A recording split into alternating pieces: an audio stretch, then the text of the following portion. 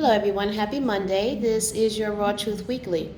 This week I'm going to do something a little bit different. Okay, I'm only going to use the tarot, but we're only going to focus on your money situation, your finances. Okay, that's all that the readings are going to address for groups 1 through 3, your finances. So whatever questions that you have about finances, think about them and choose your numbers 1 through 3, and I'm going to do full spread readings. Okay, so here we go.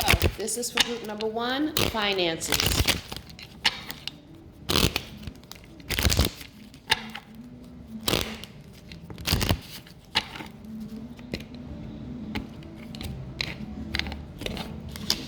Okay, so the reading is speaking about money coming to you, or you being concerned with money coming to you. But what's acting on this is that you need to learn something new in order to make money, in order to expand your financial possibilities. And the obstacle or challenge that you're facing is that there are things that you may not know about, meaning that there are avenues that are available to you because you're so used to doing one thing, you're not considering all the other possibilities that are around you, okay? Foundation of the reading speaks of a relationship that's taking a lot of energy from you and not replacing it, not getting any further with it.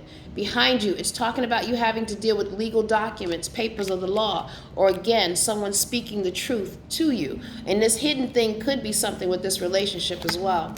Yep, above you, it's talking about this love affair that you're very much concerned with that's affecting your ability to make this money. And before you, it's talking about things being good in the home. And it can be good in the home, but changes have to be made. It's also speaking about you being a specialist in a field of some sort, okay? This is a twofold card. It's also talking about a relationship that you're going back and forth with, like you break up and you get right back together.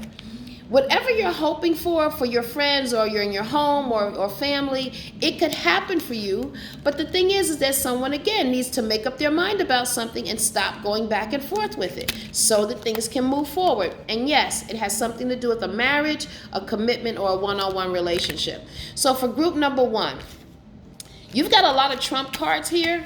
And the trump cards really represent things that are kind of like outside of your control. It's like the ancestors or the spirits are trying to guide you. The possibilities for you to expand and make money is there, but you're not doing it because you're still, caught up into a relationship that's not helping you at all, okay? So that's for group number 1. Group number 2, this is for you.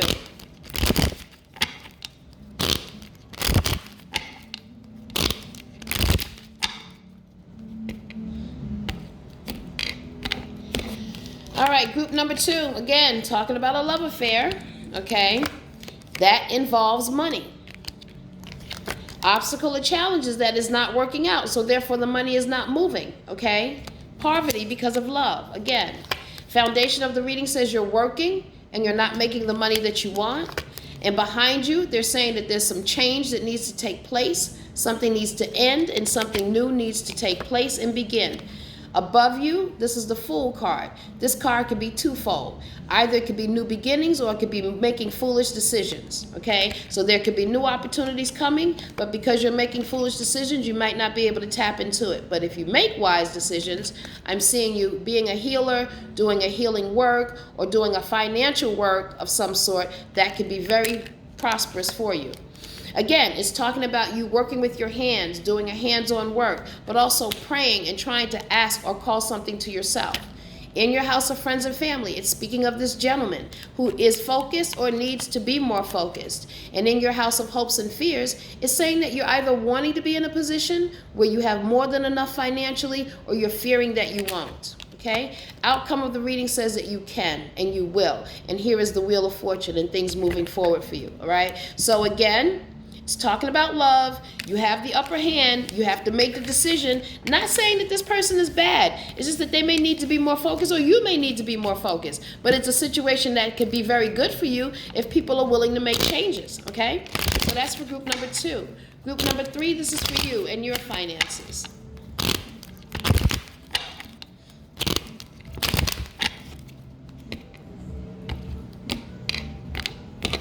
All right, group number 3 talks about poverty, having issues with money.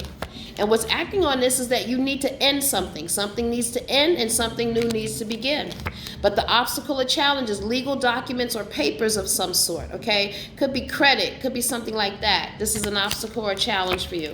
Foundation of the reading says that there are things around you that you need to start delving more deeply into. It's almost like you're having these problems because you may not be reading the fine print, okay? Or you may be jumping on situations and then later on you read it and you find yourself in a bind, all right? Behind you, it talks about the investment of time, energy, effort, or money into something that has not paid off for you the way that you've wanted. Not saying that it won't, it will. And above you, it's speaking of you holding tightly to money or being concerned with financial stability or home security.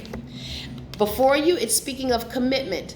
And I don't really think it's commitment. It could be marriage. It could be living together. And it doesn't look like it's bad, because if you guys are working together, it looks like it's going to really be good and you can really bring change into the home for the better. Okay, and here you are. Here's the woman or the female energy that's either working in a healing field, a financial field, or may even have a health issue of some sort.